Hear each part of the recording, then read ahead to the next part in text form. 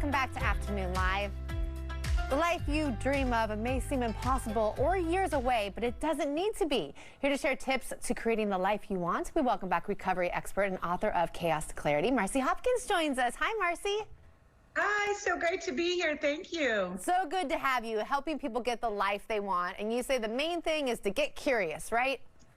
Yes, you got to get curious. What does that mean, really, to get curious about the life that you want?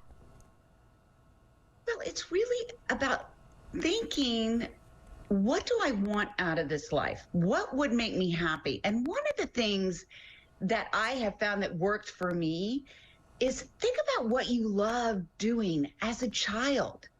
When we're trying to reinvent ourselves, sometimes maybe life didn't take us in the direction that we wanted to go.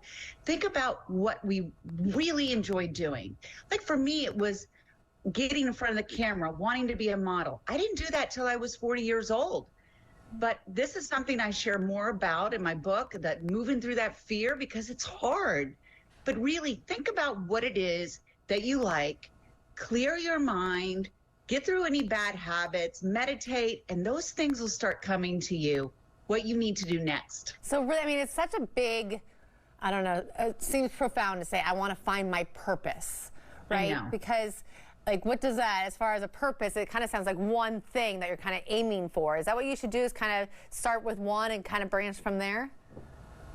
Yeah, so like I said, for me, I always wanted to be in front of the camera. Life didn't take me that way.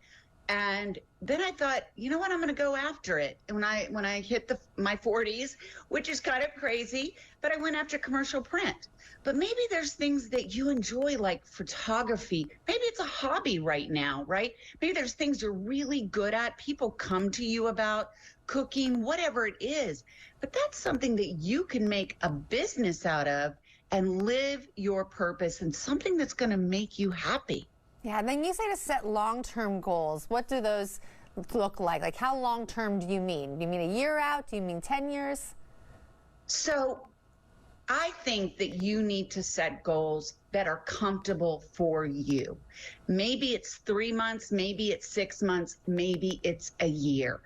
And once you set those things down, write them down, get focused, then take it in bite-sized pieces so you're not overwhelmed, right? Because we can become very overwhelmed. It's too much. I can't do it.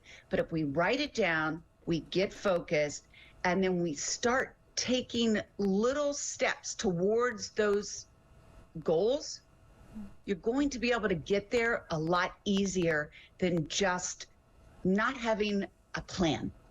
And then as far as getting a mentor is another tip that you give. It seems kind of daunting. Like, where do you even turn to get a mentor?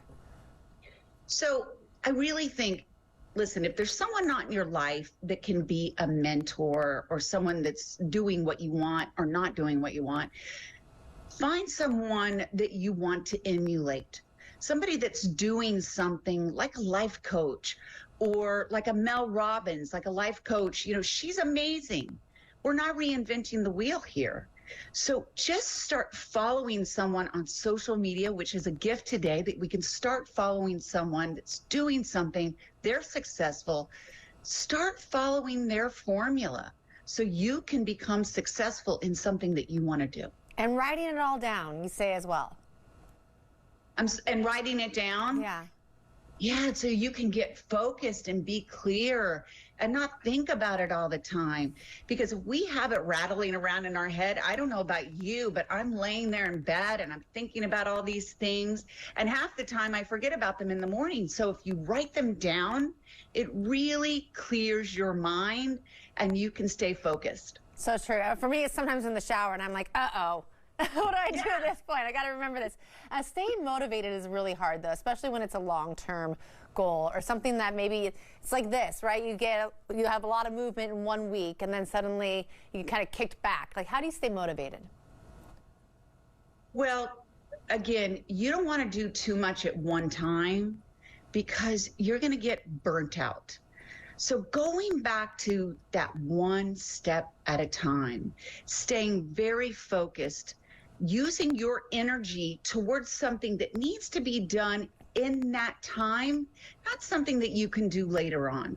Really prioritize so you can stay motivated and not get burnt out. And your last tip is to make space for the life you want. Does that mean get rid of something else?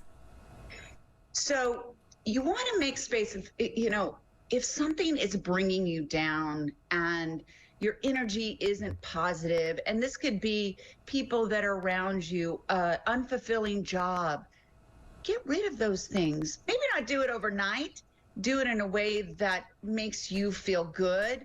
But I would suggest maybe start letting those things go so you can start focusing on the life that you want. Such good tips as always, Marcy. Good to see you. Thank you. Thank you. Yes, Bye. absolutely. Again, her book is Chaos to Clarity. We'll have more information about it on our website at KATU.com.